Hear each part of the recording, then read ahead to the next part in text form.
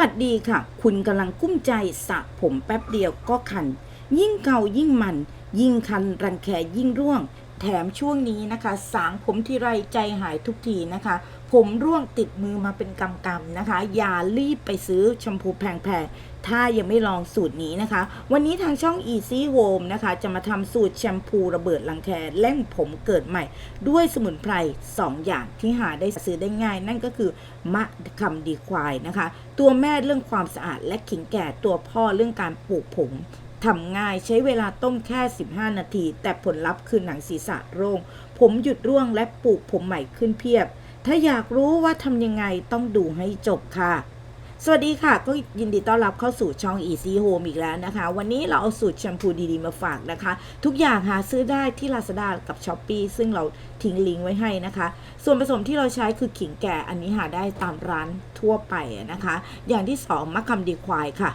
และอย่างที่3นะคะก็คือนะคะในส่วนของเกลือนั่นเองค่ะเราจะต้องปลูกมะขามดีควายในลักษณะอย่างนี้ก่อนเราจะใช้ประมาณ4ลูกมะขามดีควายเราทิ้งลิงก์ไว้ในคอมเมนต์เรียบร้อยแล้วนะคะหาซื้อได้ง่ายมากๆบุกค่ะและหั่นขิงนะคะขิงให้เราใช้นะคะโดยที่ไม่ต้องปอกเปลือกออกนะคะเพื่อให้น้ำมันขิงนั้นออกมาเต็มที่หลังจาก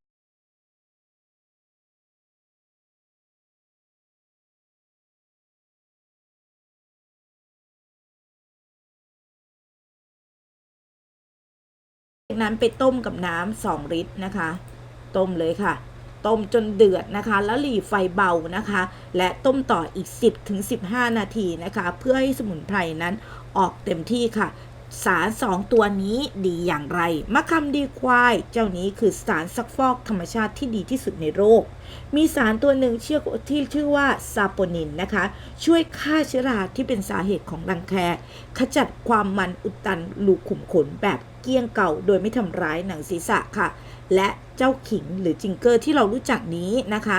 ขิงมีฤทธิ์ร้อนค่ะช่วยกระตุ้นการไหลเวียนของเลือดใต้หนังศีรษะเมื่อเลือดลมไหลเวียนดีรากผมก็แข็งแรงและที่สำคัญ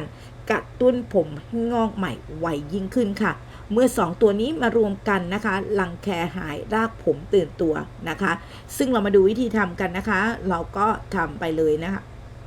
จะใช้นะคะในตัวของตัวทำแชมพู N5000 นะคะซึ่งตัวนี้นะคะปลอดภัยกับคนแล้วก็เด็กนะคะหลังจากนั้นใส่เกลือค่ะลงไปค่ะคนนะคะให้มันข้นขึ้นในลักษณะอย่างนี้หลังจากนั้นเราเอาน้ำกรองนะคะกรองเอาทุกอย่างออกค่ะแล้วเทลงไปค่ะคนส่วนผสมให้เข้ากันค่ะค่อยๆคนนะคะให้นะคะในส่วนของ N5000 เนี่ยละลายหมดค่ะใช้เวลาไม่นานค่ะหลังจากนั้นเติมเกลือเพื่อความเข้มข้นมากยิ่งขึ้นนะคะและก็เติมน้ำหอมและสารกันเสียค่ะสารกันเสียนะคะแนะนำให้เป็นตัวที่เกรดเครื่องสำอางนะคะตัวนี้นะคะจะอยู่ได้ประมาณ3 เดือนนะคะค่อยๆเติมลงไปเราอยากได้กลิ่นไหนใส่ลงไปนะคะรวมถึงการกันเสียพอเย็นนะคะเราก็เทใส่ขวดค่ะนำไปใช้กันได้เลยค่ะหลังจากใช้ครั้งแรกคุณจะเห็นถึงความแตกต่างเลยนะคะสูตรนี้ลองไปทำดูนะคะเราสามารถประหยัดเงินได้หลักพันเลยนะคะเพราะว่าแชมพูปัจจุบันนี้ก็ราคาแพงแล้วนะคะ